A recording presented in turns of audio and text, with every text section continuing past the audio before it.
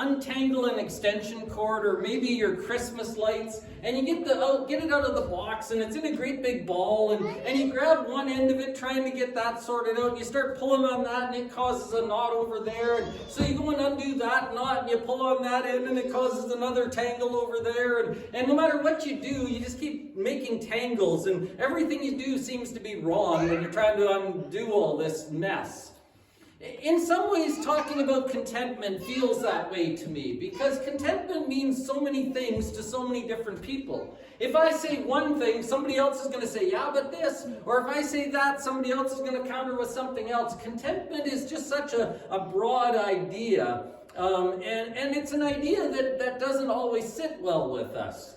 We like the idea of contentment, but as soon as I mention it to somebody, and it happened this week actually, I mentioned the word contentment to someone because I was preaching about it, and they said, yeah, but being content doesn't mean you don't want to have more or improve yourself. And so that anytime you mention it, people argue with you a little bit, right? It's a little bit of a tangled mess. And so I thought maybe just to begin with today, I want to describe or give you a definition of what I'm trying to talk about as I talk about contentment today. And then maybe we can go from there. When I'm talking about contentment, this is from Merriam-Webster, I guess. It's a feeling or a showing of satisfaction with one's possessions, status, or situation. A feeling or a show of satisfaction with where you are right now. The ability to see something good in this moment. Now, let me reiterate, that doesn't mean this is a great moment necessarily. That doesn't mean this is the place you want to stay. But it does mean in this moment I can see the good. That's sort of the secret we're going to talk about today, and I think that's the challenge most people have. Is that it's hard for us sometimes to just value where we are. It's hard for us sometimes to see the good of our situation because we become so trained in seeing the bad. We become so trained in seeing what's wrong or what needs to be improved that it's hard for us sometimes to see just anything good about where we are, to have any sort of contentment about my current circumstance. And that's what Paul's going to talk about in Philippians chapter 4, the ability to find that. Now, I don't know about you, but most of the time I'm fairly content with my life. I think 98.6% of the time I'm very happy with my life. But I lose my contentment in a very certain way. And I think there are ways that we become discontent. And maybe you find yourself in one of these three groups. Maybe you're like me. I'm most of the time kind of content. I'm pretty happy with things. Most of the time I'm like a little kid walking on a fence. Did you ever do that? I used to do that when I was a little kid. We had 2x4 fences around our house. We get up on the 2x4s and you're up on the balance beam, right? You're walking on the 2x4. And this is me most of the time. I'm pretty happy. I'm pretty balanced. Things are going all right. And then something happens. I get distracted or the wind blows or something. It kind of knocks me off course and I'm like, ah. That's how I feel in my life most of the time. Most of the time I'm pretty happy, things are going fine, and then somebody gets something that I don't have. Or somebody gets to do something I don't get to do. And then I'm like, oh, and all of a sudden everything I have is useless and it's all miserable because I don't have what they have. I don't get to do what they do. I get my balance knocked off because somebody else got something. That's how discontent finds its way into my life. It's always a comparison thing where most of the time I'm happy, but sometimes I'm not because of what you got instead of me. That's how I lose my contentment. Other people lose their contentment in other ways, though. Some people are like pole vaulters. Some people have had a picture of their life, and they've decided that I'm going to be here. My bar is going to be really high. And so they strive for that really high bar. I've got to have this job and this life and this much income, and I want to do this, this, and this before I'm 40 years old, and I have to have these, and this thing. And they put the bar so high that when they can't jump over it anymore, suddenly where they are isn't any good.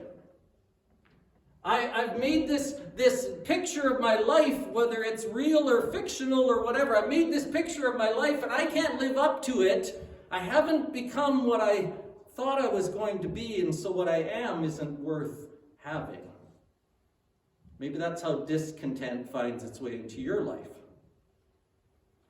There's a third way I've seen that's really common where people become discontent, and that is that you can't do what you used to do anymore. Right? I used to be this. I used to have this job. I used to be able to physically do these things. I can't do those anymore. And so we end up looking backwards and saying, because I'm not back here anymore, then I can't enjoy where I am now. Because I've lost all these things, I can't figure out how to be happy here. I wasn't here for the sermon, but I think Calvin on New Year's Day or maybe Christmas Day or somewhere just in the last little while talked about the idea of being able to change stages of your life, being able to adjust to your life and being content where you are, even if you're not where you used to be. That's an important thing to learn because we can become discontented as we get older that I'm not what I used to be. And so then the challenge is, can you be happy now?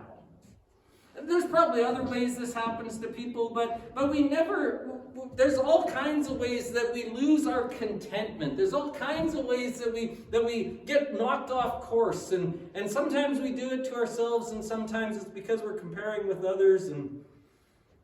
But fortunately, there's lots of help out there, right? Fortunately, the idea of contentment is a really popular idea right now. And you can find lots of help and you can find lots of good thoughts. And you can, if you're like me and comparing yourself to others, you can find some quotes and some ideas and some books and you get your thinking back together. In fact, I spent literally 3 minutes on Google and I came up with 7 slides that I thought were really good. Here they are. This one says, wishing things were different is a great way to torture yourself. Right? That's me. I'm on my balance beam. I'm thinking everything's great, but I don't have that. Well, no, you don't. So be happy here. You used to be able to do 10 things, but be happy here. You didn't reach where you thought you were, but you're here. Can you be? Wishing things were different is a great way to torture yourself. That's good advice. That's worth listening to. Groucho Marx, of course, was a really scholarly sort of guy. But anyway, he said, I, not the events, have the power to make me happy or unhappy. I can choose which it'll be. Yesterday's dead. Tomorrow hasn't happened yet. I have just one day, which is today, and I'm going to be happy in it. That sounds smart, doesn't it? I've even told people that before. I've even said to people, this is the only day you have. You want to live it. But I don't do that very well sometimes, so that's a good reminder. That makes sense, right? He who is not grateful for the good things he has won't be happy with the things that he wishes he has. I know that's true too, right? You understand that. You understand that just from your own life, right? You think, if I just got a raise, I'd be happy. If I just made a little more money, I'd be happy. And then what happens? You get the raise, and what happens then? That just becomes your wage, and now you think, if I just had a little more. If I just had a little more, right? If you're not happy where you are, you won't be happy anywhere. That's sort of that idea. Someone anonymously said, stop looking for reasons to be unhappy. Focus on the things you have and the reasons you should be happy. So that's fine. I've told that to people lots of times too. I don't listen to my own advice very well sometimes, but stop looking at the unhappy things. Start looking at the happy things. Great. Yep, sure. That makes sense. Just try to be happy. Unhappiness starts with wanting to be happier. That's interesting. I like that one. The more you try to be happy, the more you focus on being happier, the more unhappy you will be because it'll remind you of how unhappy you are. Okay, sure. Yep, gotcha. This guy, Joshua Becker, said, we live in a society that breeds discontent by defining success as bigger homes, nicer cars, and fuller closets. Gratitude is the cure. So again, yes, right, got it. I need to be thankful. We have Thanksgiving Day. We have lots of opportunities to be thankful for things, and yet lots of the time I'm still not thankful. I'm still thinking about what I'm missing. Last one says this: if you're not content today, there's nothing you can buy tomorrow to change that. Okay. gotcha. So literally in 3 minutes, I found those and 10,000 other slides that I could have put up here. All good information, all good things, all things that I think, yep, that's right, that's true, that's exactly how that is, that I think that's right. But here's the issue. If I could get my thinking to make myself content and happy and joyful, if I could do that, if I could just roll my mind around and get it straightened out so I'm never jealous anymore of what someone else has in comparison to me, so that I'm not comparing myself with what I thought I was going to be, so that I'm not thinking back to what I used to be. If I could just get my mind straightened out, I would. Right? It's all good advice, but I can't do it. It's all good advice, but I still struggle with being content. So now what? What is next? Well, what's next is the Apostle Paul. The Apostle Paul steps into our conversation from Philippians chapter 4, and he actually has something to say that I think is really helpful. He's got one piece of the puzzle that we're missing so far. He's got something that we haven't actually considered in all the stuff we've talked about in the last 10 minutes. Paul comes in and says, I've got a secret. Philippians chapter 4, verses 10 through 13 says this. I rejoice greatly in the Lord that you at last renewed your concern for me. He's sitting in a jail cell, remember. And the Philippian church has just sent him a gift of some money and maybe some food and a guy to help him out a little bit and run some errands for him. And so at the end of his letter, he's now being thankful again. He's saying, you know what? I'm so thankful for the gift that you sent to me. And I'm so glad you're concerned about me. He says, indeed, you've been concerned, but you've had no opportunity to show it. For some reason, they haven't been able to be as kind to him as he wanted until this point. And now their kindness has shown up, and he's so grateful for it. He's so thankful, and he's so happy that they've thought about him and care about him and love him. He says, I'm not saying this because I'm in need. He actually is in need, by the way. He's sitting in a Roman prison. They don't have a lot of human rights things of those days. He's in a bad spot. But he says, you know what, I'm not telling you thank you for your gift because I need something. He says, in fact, I've learned to be content whatever the circumstances. I know what it is to be in need. And I know what it is to have plenty. And that's true. The Apostle Paul had been trained as a scholar in his day. He was one of the most respected scholars of his day. He went to a good school, studied under a good teacher. He had lots of resources as a young man, and he gave them all up to follow Christ. So he says, I know what it was like when I had lots.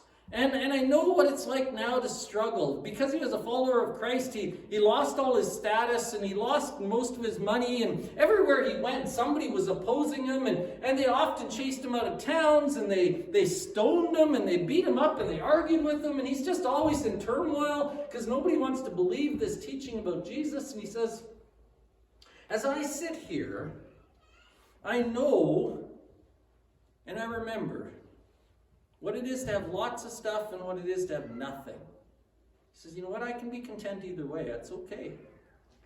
Doesn't matter.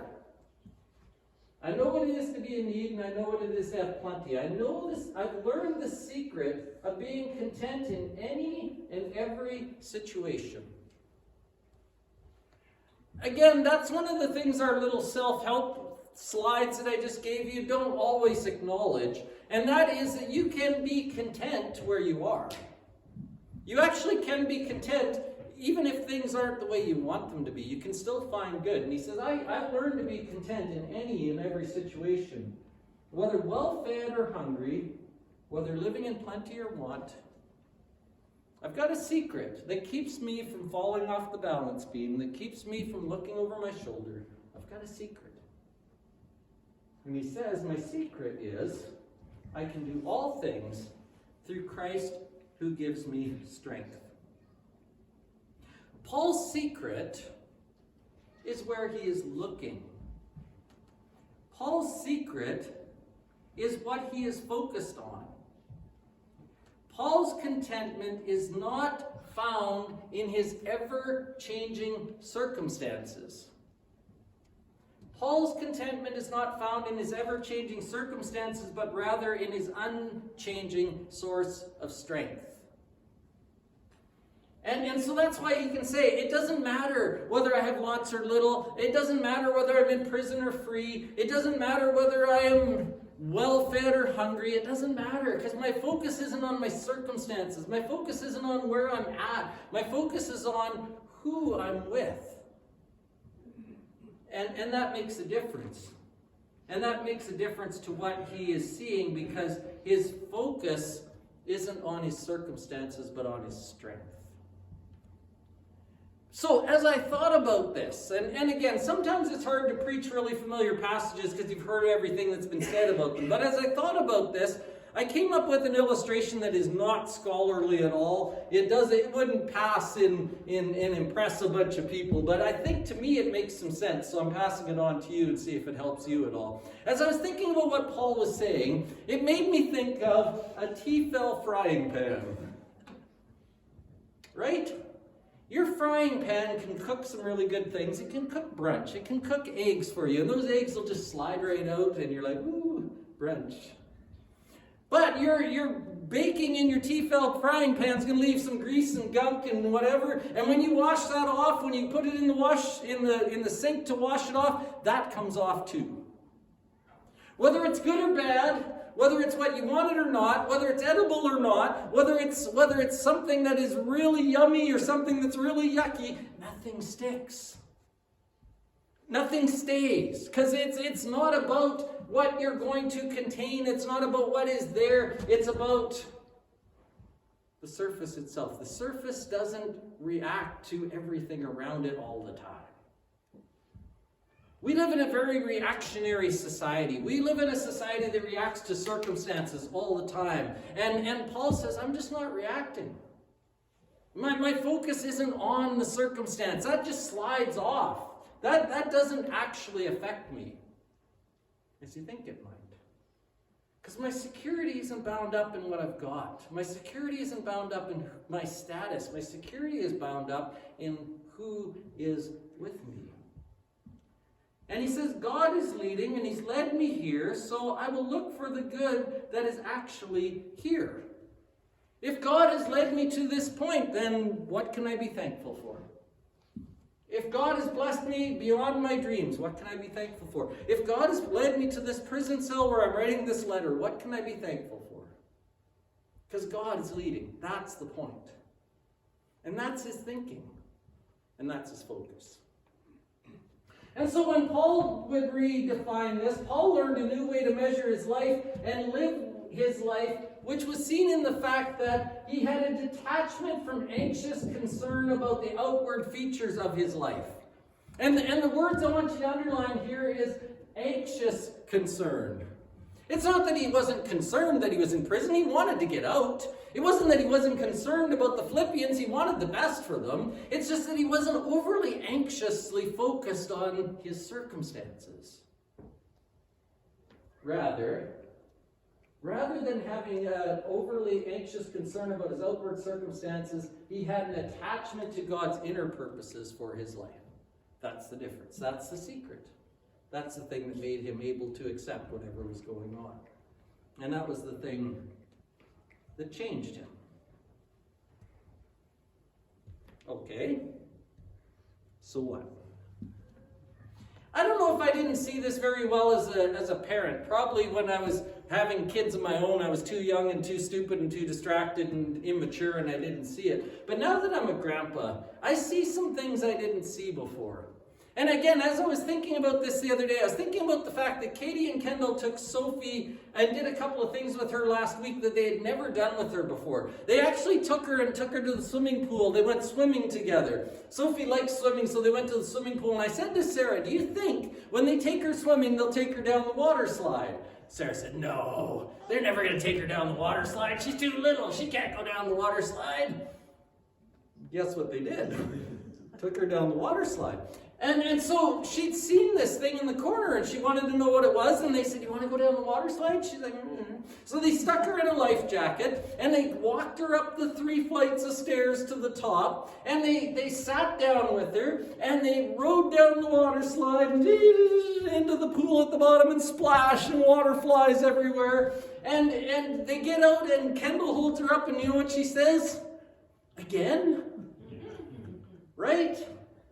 Now, why did she say again? Why does she say again when she's been just whipped down this thing she's never seen before? She's been splashed with water in the face. She's all giddy. This whole thing, why does she do it again? Why does she want to do it again? Why did she enjoy it? Because she did it with her parent. Kendall took her. Katie and Kendall thought about the fact she needed a life jacket. Katie and Kendall thought about the fact that we're going to have to hold on to her really tight. Katie and Kendall showed her how to walk up the stairs. She would never have got in the flowing water of this water slide by herself, but Kendall took her in. She would have fallen over as she went down the water slide, but Kendall held her up. When she finally splashes into the pool at the bottom and the water spraying over her head, had she been by herself, she would have panicked and freaked out and cried. But she didn't do any of those things because her parent was with her. And suddenly, because her dad was with her, this went from being scary and awful and weird and different and horrible to being something that's, again? Can we do it again? That was fun. And she went again and again and again and again and again. So then they took her sledding the next couple of days. They came over to our house and we went sledding. We had a little girl, one of our girls didn't like sledding. I won't tell you which one it was. You can ask them. But I kind of had visions of Sophie maybe not wanting to go sledding. She's still pretty young, right? But guess what? We took her to the top of the hill and we put her on top of the hill and one of her parents got on the sled with her and they held on to her. Down the hill they go. Snow flies all over, snow on her face. You know what she says? Again? Drag her back to the top, down the hill again. She falls off in a snowbank. What does she say? Again. Why? Because her parents are taking her sledding. And if my parents are taking me sledding, this must be fun. If my parents are taking me sledding, this is okay. If my parents are holding on to me, this scary thing can be all right. And that's what I hear Paul saying. Paul's saying, I may not have chosen the water slide, but my Father is with me on it, so it's going to be okay. I may not like the water splashed in my face at the end. It might be cold and miserable, but guess what? It's all right. I may not like the snow splashed in my face at the bottom of the slide. I may not like sliding into a snowdrift and falling off, but my dad's taking me sledding, so we're going to go sledding. And we're going to see the good in it. We're going to enjoy it. It's going to be all right. Again, I think part of my discontent, and you can talk to me about this afterwards. I'd really like to hear you and hear what you think. But for me, I get discontented because I think I'm alone. I get discontented with what I've got because I'm thinking I'm working as hard as I can and I can't get ahead and I don't have what I need and I don't have what I want and I can't figure out how to do it and I think I'm alone. Paul says, I've got a secret for you. You're not alone. I can do all things through him who strengthens me. You aren't on your own. That's the secret. And that's the part that makes everything else okay.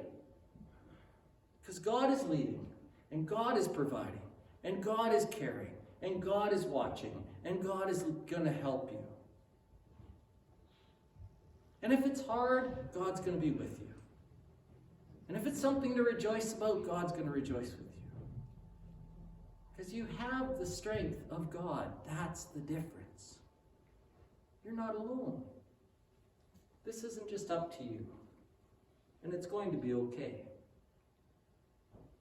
If I could summarize it in one phrase, and this is sort of funny, I'd written this sermon on Thursday. This came in my mailbox yesterday, and I saw it and thought, this is exactly what I'm trying to say. Paul would have said, God is, and all is well. God is, and all is well. He's in charge. It's okay. Stop fretting. It's all going to be okay. Paul is not careless, and he's not teaching carelessness. He's teaching trust. This is about who we trust. Focus on the unchanging God that you serve, the strength of Christ that you have, and the power of the Holy Spirit that works in you. If I could learn that, then I would live my next couple of days differently. I wouldn't be so fretty. I wouldn't be so jealous. I wouldn't be so compare-y. I wouldn't be so worried about whether I'm who I should be. I would just be who I'm supposed to be now. I'd just be doing the things God's asking me to do now. Let's see what happens next.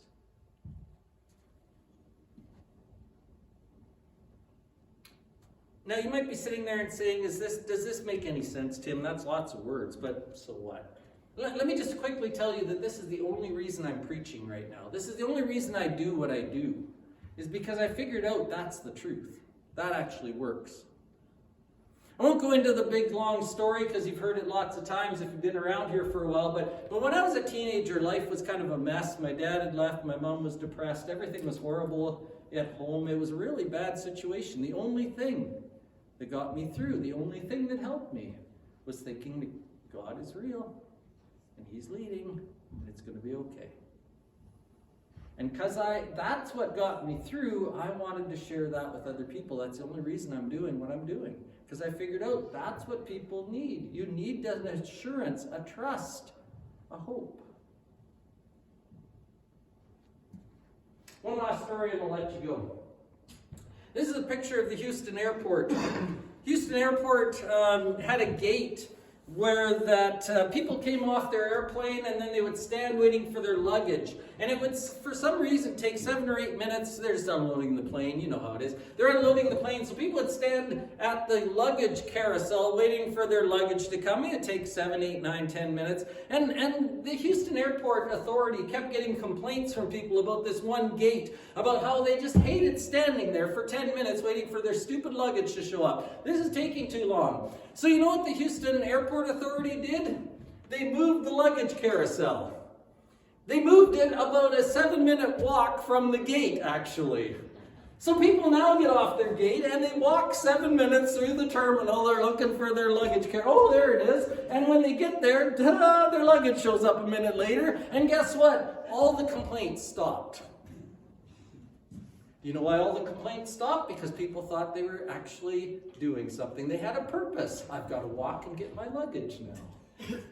When we can see what we're doing has a purpose. I have something to do. I'm getting my luggage rather than just standing around being bored.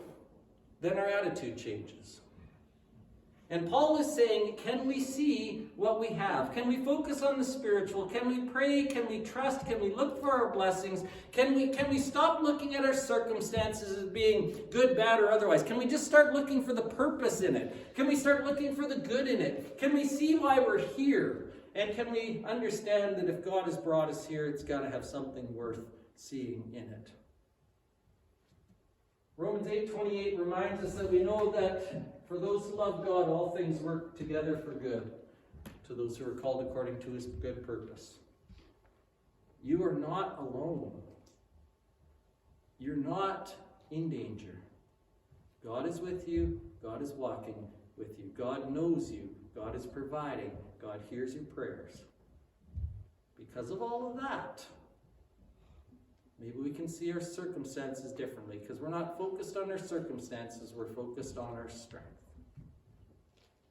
That is Paul's secret to being content.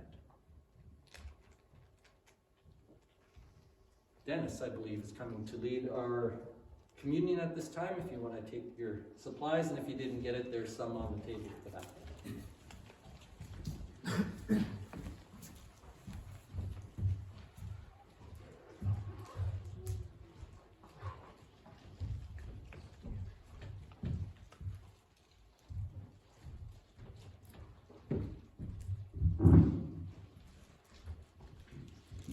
We have a blessing here this morning to be together, to listen to a wonderful sermon, to worship our God. And at this time we have the opportunity has done for us, as he has instructed us to do. To prepare our minds, I'd like to read from Romans. But now, apart from the law, the righteousness of God has been made known, to which the law and the prophets testify. The righteousness is given through faith in Jesus Christ to all who believe. There is no difference between Jew and Gentile, for all have sinned and fall short of the glory of God, and all are justified freely by his grace through the redemption that came by Christ Jesus. God presented Christ as a sacrifice of atonement through the shedding of his blood to be received by faith. Let's go to God in prayer. Father in heaven, we are so grateful for the opportunity you have given us this morning. We are so thankful, Father, for this loaf, because it reminds us of the sacrifice that Jesus made for us. Guide us as we partake, for this is our prayer in his name. Amen.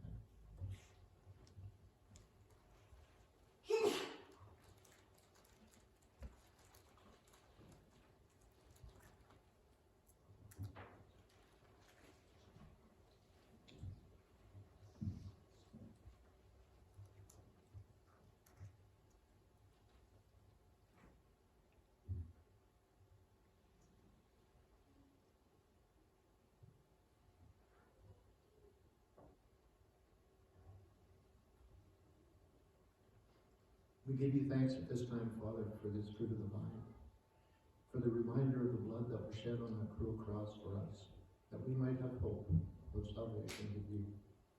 Guide us as we partake of this emblem, for we offer this prayer in Jesus' name. Amen.